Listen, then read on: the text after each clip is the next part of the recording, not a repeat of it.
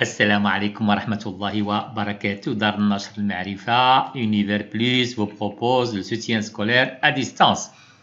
Pour la deuxième année du collège, toujours avec le chapitre 1, la théorie de la tectonique des plaques, نظرية تكتونية الصفائح. اليوم إن شاء الله سوف نتطرق إلى la séquence 5 des plaques convergentes et des plaques divergentes. On va utiliser comme toujours notre manuel scolaire Univers Plus et on va prendre la page 36. Il s'agit de la séquence 5. Alors, notre séquence 5 des plaques convergentes et des plaques divergentes, صفائح متقاربة وصفائح متباعدة. Donc, le problème à poser, donc la théorie de la tectonique des plaques nous apprend que la dérive des continents n'est pas due à des mouvements propres aux continents. إذن حركية القارات بطبيعة الحال مرتبطة بحركية الصفائح، والقارات لا تتحرك بنفسها وإنما هي بطبيعة الحال حركتها إليه باسيف سلبية لأنها تابعة لحركية أو حركة الصفائح التي توجد عليها. Donc, passivement dans le cadre du mouvement des plaques lithosphériques. Premier problème à poser, comment peut-on mettre en évidence le mouvement des plaques lithosphériques? كيف يمكننا أن نبين حركية الصفائح. Deuxième problème, comment les plaques bougent-elles les unes par rapport aux autres? كيف تتحرك هذه الصفائح كل واحدة بالنسبة للأخرى? Nous avons deux objectifs à atteindre, mettre en évidence les mouvements relatifs des plaques lithosphériques, الحركية النسبية لهذه الصفائح الصخرية. Deuxième objectif, distinguer entre les limites de plaques convergentes et des plaques divergentes. Alors, pour répondre aux problèmes posés pour atteindre nos objectifs, je dois proposer des hypothèses à propos de la fixité ou la mobilité des plaques lithosphériques. فرضيات حول حركية أو ثبات إذا صح التعبير هذه الصفائح الصخرية. Deuxièmement, je dois relever des informations fournies par les documents 1, 2 et 3, les données qui montrent المعطيات التي تبين لنا d'une part que la plaque nord-américaine et la plaque eurasienne sont des plaques divergentes على أن هذه الصفيحتين هما صفيحتين تتباعدان, et d'autre part que l'Islande est à cheval sur deux plaques lithosphériques. Voilà, troisième travail, je dois donner quelques exemples de plaques convergentes et des plaques divergentes. Activité 1 des satellites pour détecter le mouvement des plaques.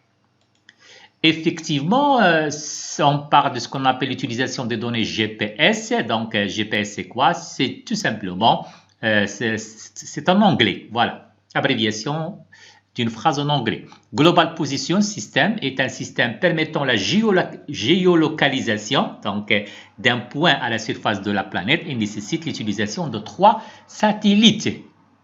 Alors, chaque satellite va émettre des ondes électromagnétiques dont on connaît la vitesse de déplacement. كنكونوا عارفين السرعة ديال تنقل هذه الموجات électromagnétiques. Le point à géolocaliser est équipé d'un récepteur, والمكان الذي نريد أن نحدد مكانه بطبيعة الحال est équipé d'un récepteur مستقبل qui capte les ondes émises par les satellites. Effectivement, comme je viens de le dire, nous avons les 3 satellites 1 et 2 et 3 bien sûr.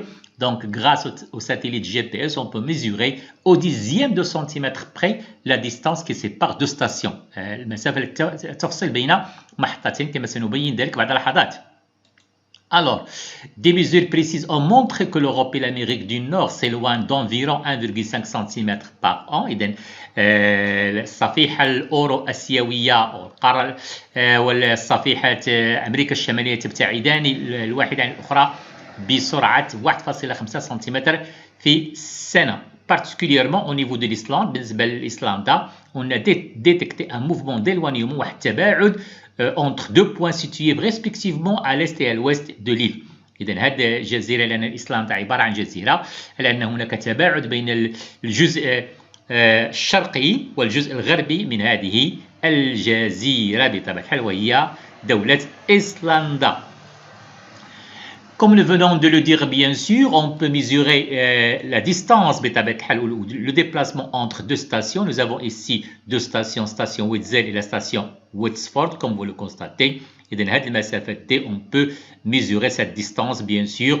Ces stations, je relis bien sûr, donc indique le déplacement des stations entre 1977 et 1980. Ainsi, on a montré bien sûr qu'il y a effectivement un déplacement des plaques. Voilà, je continue. Effectivement, des calculs ont été faits. Donc, entre la plaque eurasienne et la plaque indo-australienne, il y a un rapprochement avec une vitesse de 5,4 cm par an. Alors que dans le cas de la plaque Nazca et la plaque Pacifique, il y a un éloignement avec une vitesse de 17,2 cm par an. Alors que entre la plaque sud-américaine et la plaque Nazca, il y a un rapprochement. Voilà. ملي كيكونوا لي فلاش في هذه الوضعيه هناك تقارب، ملي كيكونوا لي فلاش في هذه الوضعيه هناك تباعد. اذا نفس الشيء بالنسبه للصفيحه لا بلاك افريكان et la plaque sud-américaine, il y a à ce niveau-là, il y a un éloignement avec une vitesse de 3 cm par an, alors qu'à ce niveau-là, cette vitesse elle est de l'ordre de 4,1 cm par an. De même, entre la plaque africaine et la plaque antarctique, il y a un éloignement avec une vitesse de 1,7 cm par an. Donc, il y a des plaques qui se rapprochent, il y a des plaques qui s'éloignent. Donc, dans le cas de rapprochement, on parle de convergence. Dans le cas d'éloignement, on parle de divergence. Voilà. Donc, comme je l'ai déjà dit auparavant, des calculs ont été faits et ils ont montré que la plaque du Pacifique, il se déplace avec une vitesse de 10 cm par an vers le nord-ouest, l'Eurasie 1 cm par an vers l'est, la plaque africaine 2 cm par an vers le nord, l'Antarctique tourne sur elle-même. L'Inde, Australie, Amérique du Nord, Amérique du Sud, Nazca, Philippines, Arabie, le Caucase, voilà, et les Caraïbes. Voilà, ce sont les plaques, les 12 plaques. هذوك هما 12 الصفيحه الموجوده على الارض بطبيعه التقسيم ديالها. Alors, document 2, l'Islande, comme nous l'avons déjà dit, une île à cheval sur deux plaques tectoniques. Donc, l'Islande est un insulaire de l'océan Atlantique Nord. Cette île elle est située sur la dorsale جات فوق الذروه وسط محيطيه. النص ديالها كاين في صفيحه والنص الثاني كاين في صفيحه ثانيه. Séparant la plaque eurasienne et la plaque nord-américaine. جات بيناتهم بطبيعه الحال بين الصفيحه الاورو اسيويه صفيحه امريكا الشماليه. Elle comporte de ce fait de nombreux volcans. فواحد مجموعه ديال البراكين بطبيعه الحال هي البراكين التي اشرنا اليها تتواجد على مستوى الذروه وسط المحيطيه. Donc ces volcans prolongent sur une terre émergée la dorsale médio-océanique. Des mesures ont montré que l'Islande est découpée au moins en deux parties qui s'éloignent. هنا كاين تباعد بين هاد القطعتين ديال إسلندا l'une de l'autre. La carte ci-contre, comme vous le constatez, est une carte géologique simplifiée l'Islanda. Voilà, الفكرة واضحة أظن.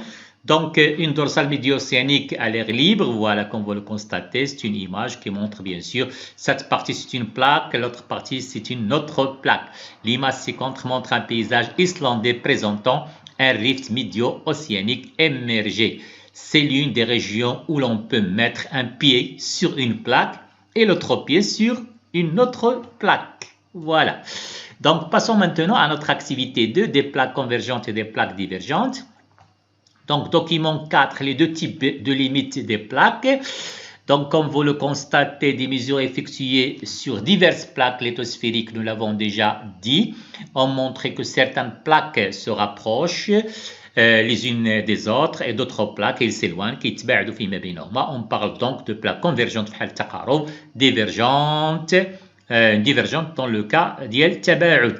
Donc, les flèches sur mon document indique le sens de mouvement. Les nombres indiquent bien sûr la vitesse en centimètres par an comme nous l'avons déjà vu dans notre document animé. Voilà, je continue. Donc, que se passe-t-il au niveau des limites entre les plaques? Comme vous le constatez, nous avons 4 cas, الأربعة ديال الحالات. سنلاحظ ماذا يحدث بين صفيحة نازكا وصفيحة la plaque pacifique. Voilà. Dans ce cas-là, il y a ce qu'on appelle un coulissage. لاحظوا معايا كاين les deux plaques, ils coulissent l'une contre l'autre. Moins puissant que ceux qui résultent de la subduction. On va voir que veut dire le terme subduction. في واحد الدرس ديالنا قادم إن شاء الله. Donc, que se passe-t-il maintenant entre la plaque africaine et la plaque nord-américaine? Voilà. Voilà, que se passe-t-il à ce niveau-là? Il y a un éloignement, voilà. Les plaques continentales s'écartent, provoquant parfois des ruptures. Voilà, il y a un éloignement, c'est la divergence. Voyons maintenant ce qui se passe entre, je vais voir entre la plaque du Pacifique et la plaque des Philippines. Voilà ce niveau-là. Donc, il y a, comme vous le constatez, ce qu'on appelle une subduction. Donc, une plaque va plonger sous une autre plaque. C'est ce qu'on appelle la subduction. بالعربية نقول ظاهرة التمر بغراس صفيحة محيطية تحت صفيحة قارية. يعني واحد الصفيحة كتنغرس تحت الصفيحة الثانية. Donc, dans ce cas-là, il y a convergence, تقارب. Un autre cas de convergence, mais cette fois-ci, que se passe-t-il? Deux plaques continentales vont se rencontrer. كيتجاوبوا بين صفيحتين قاريتين. Ceci, bien sûr, va entraîner va donner naissance plutôt, ou entraîner la formation de chaînes, de montagnes, mais ce cas-là, bien sûr, arrive à la suite de la disparition d'un océan ارتفاع محيط. إذا كيف كتلاحظوا بطبيعة الحال عندي 4 ديال الاحتمالات ديال الظواهر التي تحدث على الحدود بين الصفائح، إما ان كوليساج، إما un éloignement, une divergence، إما un rapprochement، une convergence، إما في الحالة ما بين كما لاحظنا ما يحدث بين الهند بطبيعة الحال والصفيحة الأوراسيوية، فهناك نشأة سلاسل جبلية بطبيعة الحال. فوالا لاحظنا ذلك فقط لإعادة subduction, convergence، éloignement، divergence، coulissage. فوالا ما تنساوش هنايا نشأة أو تكون السلاسل الجبلية نتيجة تجاوب أو تصادم بين صفيحتين قاريتين كما أشرت سابقا à la suite de la disparition d'un océan. Continuons, passons maintenant à l'activité 3.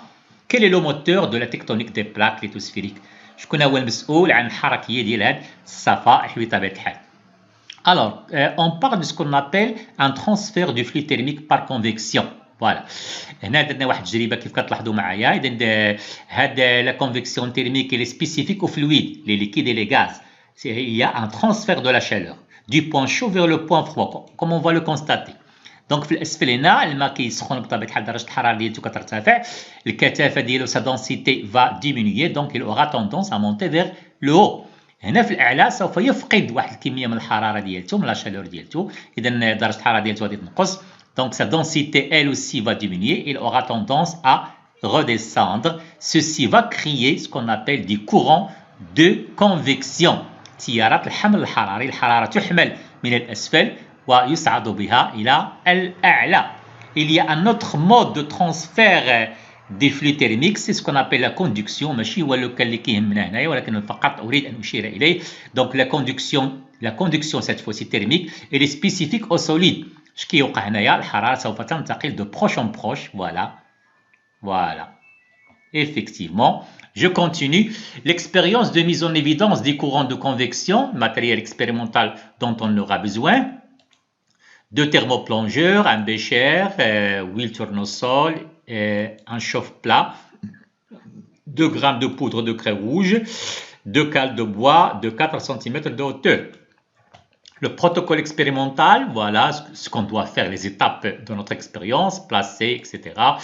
Donc, c'est l'expérience, peut-être vous pouvez la faire avec votre professeur en classe, ça dépend du matériel.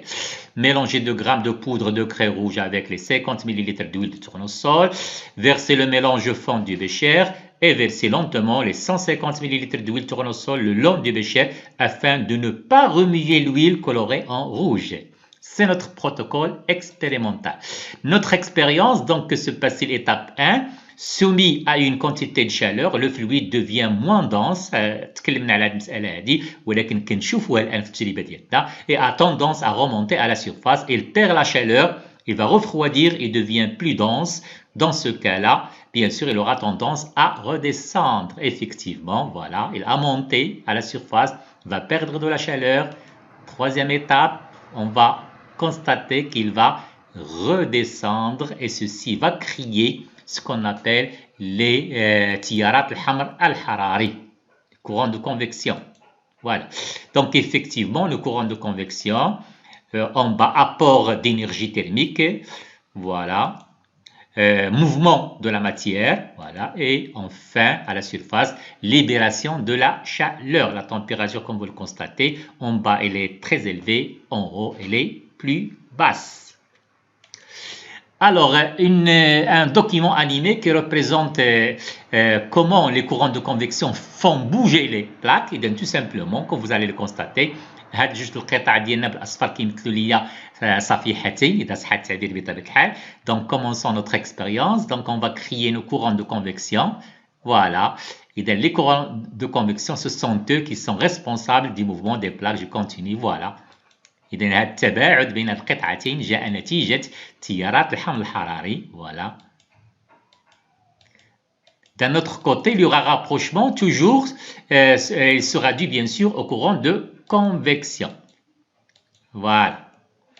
Effectivement, la convection est donc un mode de transfert d'énergie thermique qui ne peut se réaliser que dans un matériau ayant un comportement fluide. Soumis à une quantité de chaleur, on a déjà expliqué ceci, devient moins dense, etc. Donc ce mouvement tend à homogénéiser les températures كيحاول انه يفرق الحراره بطبيعه الحال على محتوى الاناء بالنسبه للتجربه ديالنا بطبيعه الحال. Alors les éléments de réponse aux questions des activités. Donc question 1, vu l'expansion des fonds océaniques et la dérive des continents, voilà, on peut considérer que les plaques lithosphériques doivent être en mouvement. Effectivement, ils sont en mouvement. Deuxième question, les éléments qui montrent que la plaque nord-américaine et la plaque eurasienne sont des plaques divergentes et que l'Islande est à cheval sur deux plaques lithosphériques. Document 1 nous a montré que les mesures ont montré que ces deux plaques s'éloignent de 1,5 cm par an, alors que les informations fournies par le document 2 montrent que l'Islande est découpée en deux parties qui s'éloignent l'une de l'autre.